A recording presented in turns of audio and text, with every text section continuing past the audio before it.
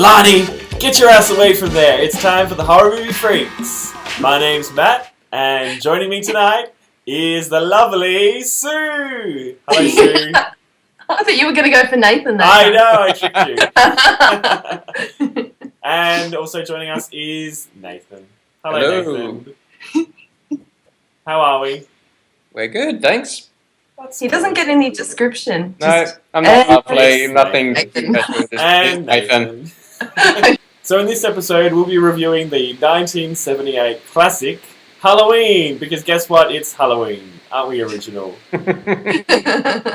So this is the film that kicked off the major slasher craze that lasted for a decade, and it also spawned 9 sequels. This was directed by John Carpenter, who also wrote the music, and he also co-wrote the script with the producer and his then girlfriend, Deborah Hill. The film was made for $325,000 and made a staggering $70 million worldwide. So it was a huge success. So no wonder it spawned so many sequels and everyone tried to rip it off in the 80s. Mm-hmm. So we've rewatched it. We've got fresh eyes. Sue, what do you think were the standout moments of this film? Well, I guess the whole ending part is pretty great. It takes a while to get there. Felt a long time to get there, actually. And not a whole lot happened. But then when we got to the end section, particularly the bit in that house at the end, that was pretty masterful. So I guess that whole section stands up pretty well. How about you, Nathan? What do you think were some of the standout moments? Some of the parts with Dr. Loomis, some of his talking bits, and also the bits with Laurie towards the end as well.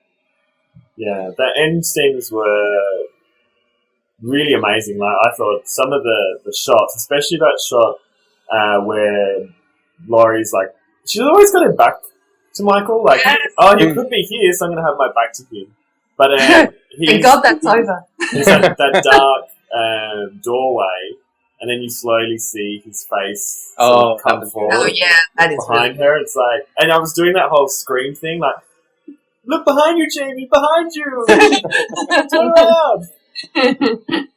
But yeah, I agree. Like, it took a long time to go anywhere. Like, I kept looking, I was making notes, and I'm like, 40 minutes in, and still nothing's happened. Like, when does this get going, this movie? I don't remember it being so slow. So, Nathan, what do you think were some of the misses? Misses, I guess. I actually didn't realise early, but it actually wasn't made that well, I didn't think. Like, continuity. Like, there's scenes where they're walking down the road in the sunshine, and then she goes around a corner and all the roads are wet. So it's obviously been raining. And just, I don't know, just some of the shots and some of the acting in particular, it just felt really amateur. Yeah. And staged. I thought that some of the bits when I watch it now just seemed a little bit kind of ridiculous. I mean, could he have stalked them any closer? Yeah, I know. Standing behind them. I'm like, with a mask on, that doesn't look weird at all in broad daylight. It just seemed a little bit silly. I agree. Like, I thought it's clever, it's Halloween, so everyone's dressed up, so maybe you wouldn't be initially alarmed at some weird guy in a suit. If they showed up people in the street like that. Yeah. And they did. And he kept doing it too often. Like, the first time I was like, oh, cool, like, he's in daylight and he's walking around. But then it's like, it's 100 times that he's, like, right behind them and they haven't turned around. Like, seriously, someone would have turned around by now. It's just taking it too far. And, like, when he's on that behind that hedge at the end of the street, he's just standing there staring at her. I mean, that's not creepy because it's just there. Yeah, it wasn't scary. It just seemed a little bit kind of like I've walked down the street and had some random guy stare at me. You know what I mean? Yeah. Like, you just go, what, pervert? And they didn't seem to really embrace the Halloween aspect very much. I was surprised by that too. Where the kids running around in outfits and trick-or-treating and stuff. I didn't see much of that. Yeah.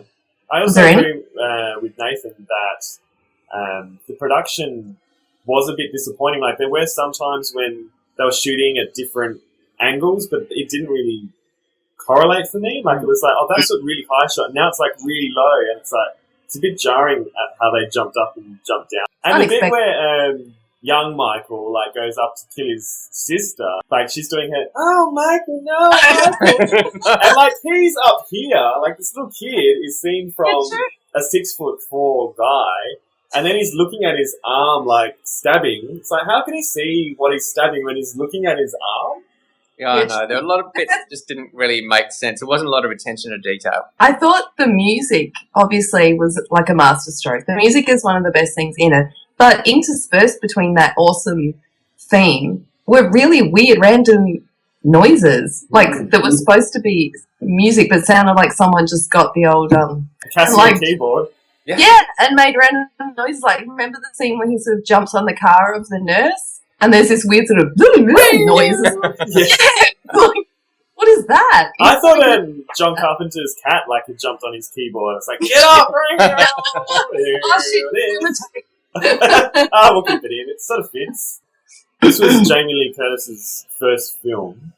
And I think John Carpenter solely used her because of who her mother is, because her mother starred in, Janet Leigh starred in Psycho, and I think he thought that would be a good publicity tool. What did you think of Jamie Lee? Did you think that she outshone, like, just being a daughter of another screenplay? Yeah, I thought so. I thought she was really good because so many roles in those sort of films, it's just really amateurish acting, but she actually brought a bit of gravity to the role. So I can see why she went on to bigger and better things. Yeah. It's funny how she became the scream queen because her screams were kind of muted or something. They were kind of strange, a little bit masculine even. Yeah, it was quite forced, or it was. She's got a weird scream. It's not a feminine scream. Yeah, it's an odd one. So it wasn't like that blood curdling that I kind of want to hear, to be perfectly honest. I guess we find out later on that Laurie, or Jamie Lee Curtis's character, is Michael's sister. But you don't know that in the first film. They don't establish that in the first film. So why is he taking a shine to her? Like, is it just because she's not a slut? I had it in my notes too, because I was like, it should be a standalone film, and I don't think it was intended to have all these sequels. So we were supposed to just accept it as is. And without that backstory, it seems really empty, like a short story that they've just stretched out a bit too far. Nathan, you mentioned that you liked Dr. Loomis and Donald Pleasance's character. So were you as fond of Dr. Loomis as Nathan was? I was. I did feel he was somewhat theatrical. Yeah. He was really camping it up. He was. Which, you know, I like that. It's kind of fun. But again, it's not necessarily appropriate to the style of film that I think he was trying to do. Yeah, I couldn't work out. Like, really odd tone all the way through it, really. Yeah, it reminded me a bit of a student film. Yeah. Actually. Some of the delivery and some of the acting, and all right, suddenly you're bringing in like this big actor, but he's got really bad lines. Yeah, I know. But I don't think it was just the lines. I think it was him, like, as well. Like, he was really making the most out of this role. Like, he was milking it for everything. Like, it was a Hammer horror film or something. Yeah, that's. He did have some of the best quotes, though. That whole speech about, you know, he had the blackest eyes, the devil's eyes, that whole bit was really cool. Yeah. And at the end, he says it was the boogeyman. That whole bit, matter of fact, it was. That was cool. I was like, for God's sake, like, he's meant to be helping or monitoring this kid. Like, how can he tell that it's, like, the devil and the boogeyman? And it's like, I think you need to have psychiatric evaluation, doctor. Like, you're really taking this role way too seriously. I know, very personally. Yeah, very. It just happens to be just outside the house, right when she needs help at the end. Just happens to be walking by. With a gun. Well, I did shoot myself when Dr. Loomis started getting the gun out, when that bit fell down from the roof and smashed the window. Yeah, me too. That was the best. It was like, oh, finally! Like, something's happened. Well, that woke me up. Yeah. I guess that was, like, clever that they purposely made it, like, boring for half an hour so that we could get a little scared. So what is it? Oh, my God, it's a gutter. I know. Oh, gutter. But I think one of the things that I noticed the most that I hadn't noticed before is what bitches her friends are. That's what I was going to say. I was like, oh my God. Especially Annie. Like, why is she friends with that bitch? I didn't like her delivery at all. I thought she was a terrible actress. Yeah, she was pretty bad. I was so happy that she died, and then she fucked that up with her stupid, goofy. It's like, for God's sake, you can't even die properly. The most disgusting part of the whole movie was when those two, like, it's not even their house. They go and they have sex in the bed. And then they smoke I know. in the bed, and it's not even their house. That's just disrespectful, so that's why they're dying. That's right. Yeah. This is a great question for you, Nathan. Like, as a father, if you came home and your son was standing with a bloody knife and that look on his face, would you just be going... Yeah, no, please. Don't bother talking to us. Like, what have you done? What have you done, you little shit? Yeah, they just stand there and stare at him. The dad does look a bit shocked, but if you look at the mum, she looks like a goldfish or something. I know.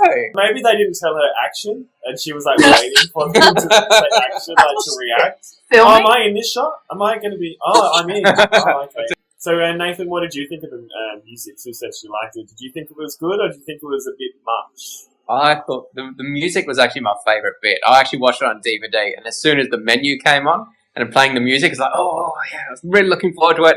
Yeah. And then it didn't really sustain that after a little while because that music kept coming in. It actually got a little bit annoying after a while. That's the same with me. That was my favourite bit. Every scene doesn't need to have music on it. Mm. Yes, that's true. So, what do we think of Michael as a killer? Do you think he deserves his iconic status? I guess he's the first one really to do the whole walking around very rigidly, very slowly chasing people. He wasn't that scary. It was just he did a lot of lurking and slow movements. Yeah, I don't know. He's more iconic to me than scary. Yeah. I did like Bob's death. You know, when he strangled him and then stabbed him into the door and stood there and sort of turned his head and watched. Okay. Yeah, I did. It's really good. That was are you seriously telling me that knife would go all the way through the guy? No. And stay there? Yeah. I think it's more the looking the good bit. Yeah, that's the bit that I liked because it just seemed like he was not human. Yeah, analysing. So do you think this film deserves its classic status? That's hard. I think so. Sorry. You think so? I think so, just for the music and some of the ideas in it, but not necessarily the reality. I'd agree with that. And it is an iconic image. Yeah. His face. But I don't think it stands up. I don't think it stands up at all. I think if people are coming to it now expecting a classic, I think we'll be disappointed by this film. They'll be falling asleep by the time anything good happens. Yeah, agreed. Yeah, me too. So we're all in agreement. Excellent.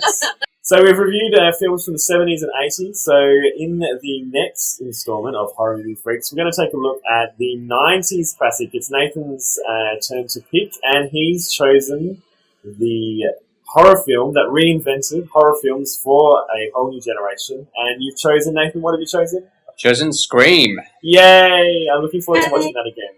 Me too. So stay tuned, make sure that you subscribe to our YouTube channel and also join in the conversation by connecting with us on our Facebook page, just look up Horror Movie Freaks, and also join us on Twitter, just look for the handle Horror Movie. Bye! See ya! Bye!